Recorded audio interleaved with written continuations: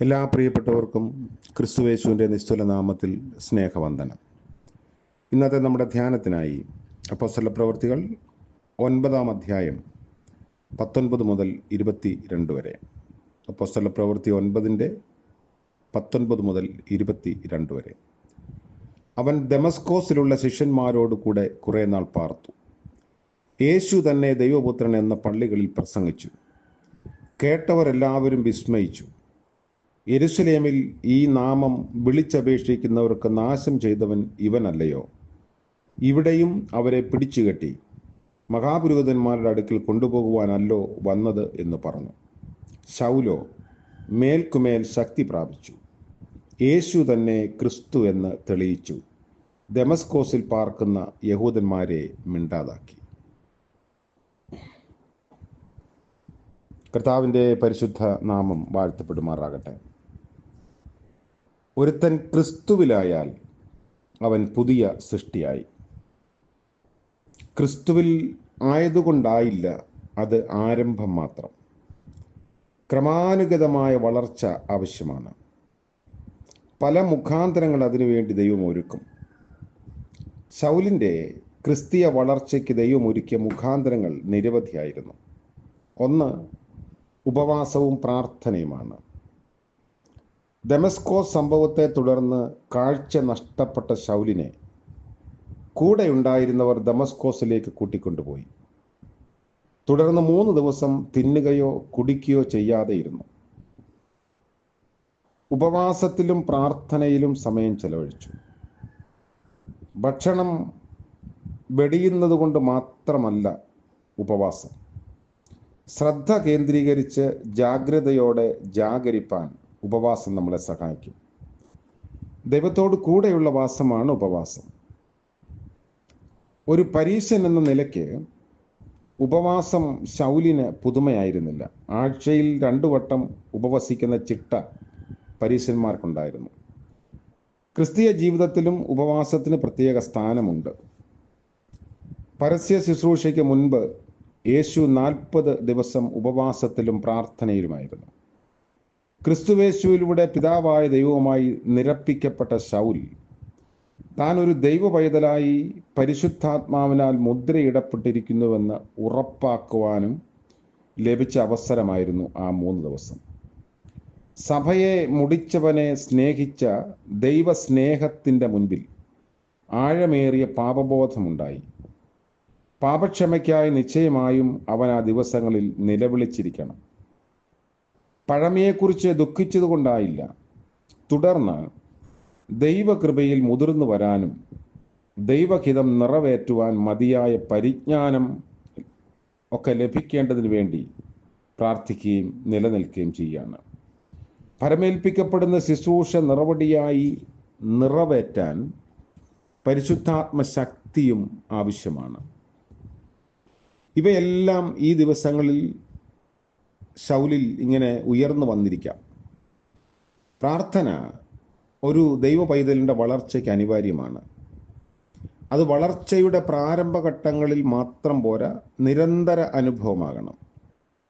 പ്രാർത്ഥനയും തിരുവചന ധ്യാനവും വളർച്ചയ്ക്ക് മതിയായ പോഷകങ്ങളാണ്. ഒരു ചിന്തകൻ പറഞ്ഞിരിക്കുന്നത് പോലെ, തിരുവചനത്തിലൂടെ ദൈവം നമ്മോട് സംസാരിക്കുന്നു, പ്രാർത്ഥനയിലൂടെ നാം ദൈവത്തോട് സംസാരിക്കുന്നു. മണലാരണ്യത്തിലെ വാഹന മൃഗമാണ് ഒട്ടകം. നോക്കത്താത്ത മണലാരണ്യത്തിലൂടെ പകലന്തിയോളം നടന്നെങ്കിലേ ഉദ്ദിഷ്ട സ്ഥാനങ്ങളിൽ എത്തുകയുള്ളൂ. യാത്രയ്ക്കൊരുങ്ങി യജമാനൻ ഒട്ടകത്തെ സമീപിക്കുമ്പോൾ അത് മുട്ടുമടക്കി നിൽക്കും. യജമാനൻ ചവിട്ടി ഒട്ടക പുറത്തു കയറും. യാത്ര കഴിഞ്ഞ് വൈകിട്ടും ഇറങ്ങുന്നതിന് മുൻപ് അത് വീണ്ടും മുട്ടുമടക്കും. യജമാനൻ ചവിട്ടി ഇറങ്ങും. രാവിലെയും വൈകിട്ടും മുട്ടുമടക്കുന്ന ഒട്ടകം. ഒരു ക്രിസ്ത്യാനി കുറഞ്ഞ പക്ഷം രാവിലെയും വൈകിട്ടും ദൈവ മുൻപാകെ മുട്ടുമടക്കേണ്ടത് ആവശ്യമാണ്.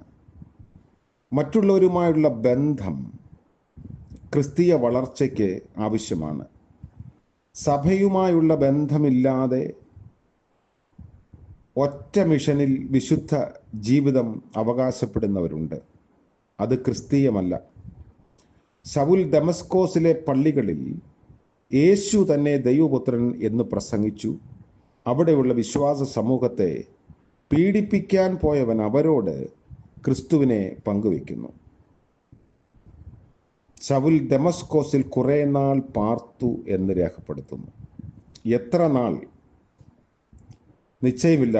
ആ കുറെ നാൾ 3 വർഷമായിരിക്കാമെന്ന് ഗലാത്യ ലേഖനം 1-ാം അധ്യായം 17-18 വാക്യങ്ങളിൽ നിന്ന് മനസ്സിലാക്കാം. സമീപയുള്ള അറേബ്യയുടെ പടിഞ്ഞാറേ അതിര് ദമസ്കോസിന് സമീപം വരെ ഉണ്ടായിരുന്നു. വളരെ ദൂരം യാത്ര ചെയ്യാതെ അറേബ്യയിൽ എത്താമായിരുന്നു. അറേബ്യയിൽ 3 സംവത്സരം ചെലവഴിച്ചു എന്ന് പറഞ്ഞിരിക്കുന്നത് ഈ കാലയളവിനെ ഉദ്ദേശിച്ചാകാം. 3 സംവത്സരം അറബിയിൽ. യേശുവിൻ്റെ ശിഷ്യന്മാർ 3 സംവത്സരം യേശുവിൻ്റെ പരസ്യ ശുശ്രൂഷയിൽ കൂടെ ഉണ്ടായിരുന്നതിനെ അനുസ്മരിച്ചായിരിക്കണം ശൗൽ 3 സംവത്സരം അറബിയിൽ കഴിഞ്ഞത്. ഏകാന്തതയിൽ ധ്യാനിപ്പാനും വിളിയും തിരഞ്ഞെടുപ്പും ഉറപ്പാക്കാനും ഉദ്ദേശിച്ചാവാം ആ 3 വർഷം. ശൗലിനെ കർത്താവ് തൻ്റെ കരങ്ങളിൽ എടുത്ത് ഉപയോഗിക്കാൻ തീരുമാനിക്കുമ്പോൾ അതിന് അനേകം ആളുകളെ ഒരുക്കുകയും മുഖാന്തര ചാലകങ്ങളാക്കി മാറ്റുകയും ചെയ്തു. നമ്മുടെയൊക്കെ ജീവിതത്തിൽ മാറ്റങ്ങൾക്ക് ദൈവം ആഗ്രഹിക്കുന്നു. അതിനുള്ള അവസരങ്ങളെ കർത്താവ് നൽകുന്നു. അതിനെ അവഗണിക്കാതെ മുൻപോട്ട് പോയാൽ തീർച്ചയായും ദൈവം തൻ്റെ കരങ്ങളിൽ നമ്മളെ എടുത്ത് ഉപയോഗിക്കും. പ്രാർത്ഥിക്കാം. വാഴ്ത്തപ്പെട്ടവനായ കർത്താവെ, നന്ദിയോടെ ഞങ്ങൾ അങ്ങേ സ്തുതിക്കുന്നു. പുതിയ പകൽ അനുഗ്രഹത്തോടെ, സന്തോഷത്തോടെ, നന്മയോടെ ജീവിപ്പാൻ ഞങ്ങളെല്ലാവരെയും സഹായിക്കണമേ. ദൈവത്തോടിൻ്റെ മുൻപാകെയും മറ്റുള്ള മനുഷ്യരുടെ മുൻപാകെയും ഞങ്ങളെ തന്നെ വിനയപ്പെടുത്തി ദൈവഹിതം തിരിച്ചറിഞ്ഞ് അതിനുവേണ്ടി ഞങ്ങളെ ഉപയോഗപ്പെടുത്തണമേ. ഇന്ന് ജന്മദിനം ആഘോഷിക്കുന്ന പ്രിയപ്പെട്ടവർക്ക് വേണ്ടിയും വിവാഹവാർഷികം ആഘോഷിക്കുന്നവർക്ക് വേണ്ടിയും പ്രാർത്ഥിക്കുന്നു. കരുണയുടെയും നന്മയുടെയും ഉറവിടമായ അവിടുത്തെ കൃപയിൽ പുതിയ വർഷം അനുഗ്രഹീതമാക്കണമേ. യേശു മശീഹ മൂലം പ്രാർത്ഥന കൃപയോടെ കേൾക്കുമാറാകണമേ. ആമേൻ. ത്രിയേക ദൈവത്തിൻ്റെ അനുഗ്രഹവും കാവലും ആലോചനയും നാം എല്ലാവരോടും കൂടെ ഉണ്ടായിരിക്കുമാറാകട്ടെ. ആമേൻ.